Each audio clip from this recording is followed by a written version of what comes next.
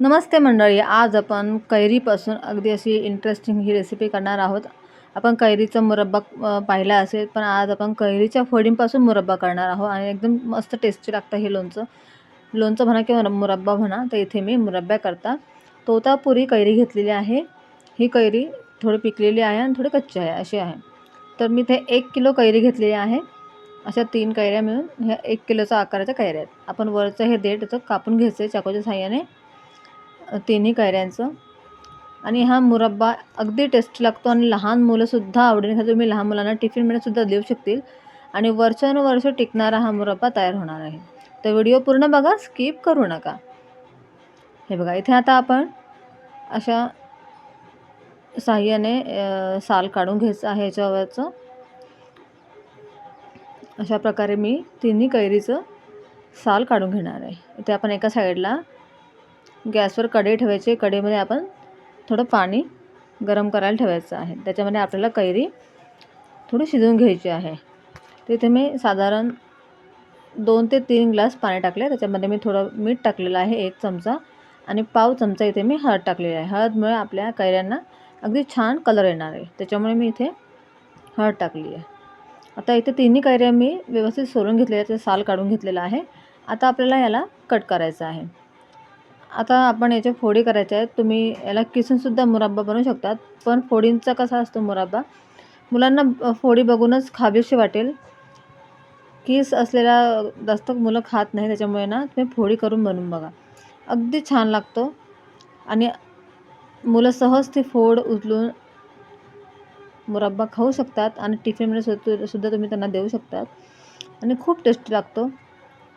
तर नक्की ही recipe try करा. आहे बघा, तर ही कैरीमध्ये थोडीशी ना पिकलेली होती, त्यामुळे थोडीशी गोड आंबट अशी लागत होती. तर तुमच्याकडे पण अशा असतील तर काही टेन्शन नाही, तुम्ही अशा थोड्या कमी गोडवाल्या किंवा कमी पिकलेल्या अशाही कैऱ्या घेऊ शकतात. आता इथे मी यांना अशा पद्धतीने चॉप करून घेणार आहे, अशा आकारामध्ये. थोडे मोठे मोठे साईज ठेवली मी, म्हणजे ह्या फोडी जेव्हा शिजतात आणि जेव्हा आपण याचा मुरब्बा बनवतो तेव्हा ती फोड अगदी उचलून खायला खूप छान लागते. अशा पद्धतीने मी तिन्ही कैऱ्यांच्या एकसारख्या अशा फोडी करून घेतलेल्या आहेत आणि याचं वरचं जो व्यवस्थित साल जो होतं ना, पूर्ण व्यवस्थित काढून घेतलेलं आहे मी. इथे आपलं पाणीसुद्धा गरम झालं होतं. इथे मी संपूर्ण कैरीच्या फोडी ह्या पाण्यामध्ये टाकून देणार आहे. आता आपल्याला फक्त 5 मिनिटापर्यंत कुक करायचं आहे. एकदम जास्त आपल्याला ओव्हर कुक करायचं नाही, की जास्त शिजवायचे नाही आहे. फक्त जस्ट कैरीचे 2 खापा होतील इतपत आपल्याला त्यांना शिजवून घ्यायचं आहे. म्हणजे मी अगदी 5 मिनिटापर्यंत यांना शिजवून घेतलेल्या होत्या. तोपर्यंत आपण दुसऱ्या साईडला एका कढईमध्ये पाक करायला ठेवणार आहोत. तर इथे मी मेजरमेंट कपच्या हिशोबाने साखर घेते. तर इथे मेजरमेंट कपच्या हिशोबाने मी 3 कप साखर घेतलेली आहे. वजनी प्रमाण म्हणाल तर 800 ग्रॅम ही साखर होती आणि कपाच्या हिशोबाने जर मी बघितलं तर 3 कप भरून. तर इथे फक्त साखर बुडेल इतपत आपल्याला याच्यामध्ये पाणी टाकायचं आहे. जास्त पाण्याचा वापर करायचा नाही आहे याच्यामध्ये. आता आपल्याला याच्यामध्ये साखर ना व्यवस्थित विरघळून घ्यायची आहे.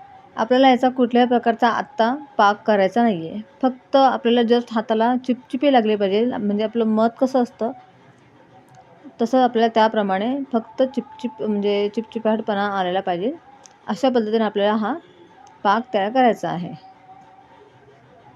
आता इथे आपल्या कैऱ्यासुद्धा छान उकळलेल्या आहेत, तुम्ही पाहू शकता. 5 मिनिटं झालेले आहेत आणि आपल्या कैऱ्या अगदी मस्त शिजलेल्या आहेत. एवढी मात्र काळजी घ्यायची की कैऱ्या आपल्याला फक्त 5 मिनिटापर्यंत शिजवायच्या आहेत, जास्त ओव्हर कुक करायच्या नाही. आता आपला पाकही झालेला आहे, तुम्ही पाहू शकता. फक्त हाताला चिपकेल इतपत मी करून घेतलेलं आहे.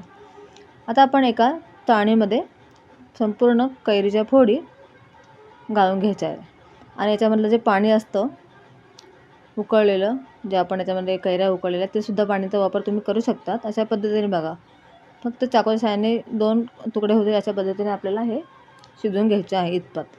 हे पाणीसुद्धा तुम्ही वरणामध्ये किंवा कढीमध्ये वापरू शकतात. आता इथे आपला पाकही छान उकळला होता. त्याच्यामध्ये आपण संपूर्ण ह्या कैरीच्या फोडी टाकून द्यायच्या आणि याच्यात थोडीशी आपण दालचिनी टाकायची आहे. इथे मी वेलदोडे टाकले 2-3 आणि थोडेसे केसर टाकलेले आहे. आता याला व्यवस्थित हलवून घ्यायचं आहे आणि आपल्याला याला लो टू मीडियम फ्लेमवरती 15 ते 20 मिनिटापर्यंत चांगलं शिजू द्यायचं आहे. इथे मी अर्धा लिंबूचा रस टाकणार आहे. लिंबूच्या रसामुळे याला खूप छान टेस्ट येते आणि लोणचं आपलं वर्षानुवर्ष टिकून राहतं. हे सॉरी मुरब्बा, तुम्ही याला मुरब्बा म्हणा. आता मी याला ना एकदम पणे 20 मिनिटापर्यंत शिजवून घेणार आहे याच्यामध्ये पाकामध्ये. आता आपण याला शिजवताना एक गोष्ट लक्षात ठेवायची, आपल्याला पूर्णपणे एक तार पाक होईस्तोपर्यंत याला शिजवून घ्यायचं आहे. तुम्ही बघितलं असेल की ज्यावेळी आपण टाकलेलं त्यावेळी किती पातळ होतं आणि आता आम्ही 15 ते 20 मिनटं कंटिन्यू याला लो टू मीडियम गॅसवरती राहू दिलं होतं. तर इतपत आपला पाक रेडी झालेला आहे. तुम्हाला मी चेक करून दाखवते की आपला हा पाक कसा पाहिजे आपल्याला, की समजून द्यायचं आपल्याला. आणि इथे आपल्याला आपल्या ज्या कैरीच्या फोडी आहेत त्यासुद्धा ट्रान्सपरंट दिसत आहेत आणि पाकसुद्धा तुम्ही पाहू शकतात अगदी एक तारीचं झालेलं आहे बघा. इतपत आपल्याला याला पाकामध्ये शिजवून घ्यायचं आहे. म्हणजे आपला एक तारी पाक झाला की आपल्याला गॅस बंद करायचा आहे.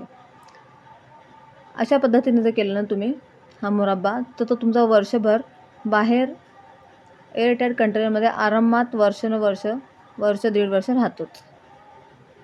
फक्त तुम्ही याला बरणीमध्ये भरताना कुठल्या प्रकारची बरणीमध्ये पाण्याचं वगैरे पाणी नको असायला पाहिजे आणि त्याच्यामध्ये उष्टा चमचा नाही घालायचा. अगदी साफसुथरेप्रमाणे व्यवस्थितपणे तुम्हाला त्या मुरब्बा काढा, वापरा, तरच तुमचा तो वर्षानुवर्ष टिकू शकेल.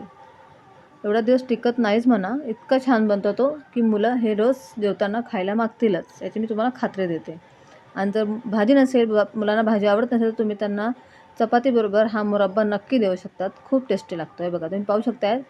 आता हा थंड झालेला मी पूर्ण काढून घेतला होता आणि थंड होऊ दिलेला आहे. थंड झाल्यावरती ना किती मस्त दिसत आहे त्या कैरीच्या फोडी, अगदी ट्रान्सपरंट. अशा पद्धतीने आपल्याला हा मुरब्बा करून घ्यायचा आहे. तुम्ही कैरी किसून करण्यापेक्षा अशा पद्धतीने फोडी करून नक्की हा मुरब्बा ट्राय करा. म्हणजे मुलं अगदी आवडीने खातील. रेसिपी आवडल्यास लाईक, शेअर, सबस्क्राईब नक्की करा. बाय.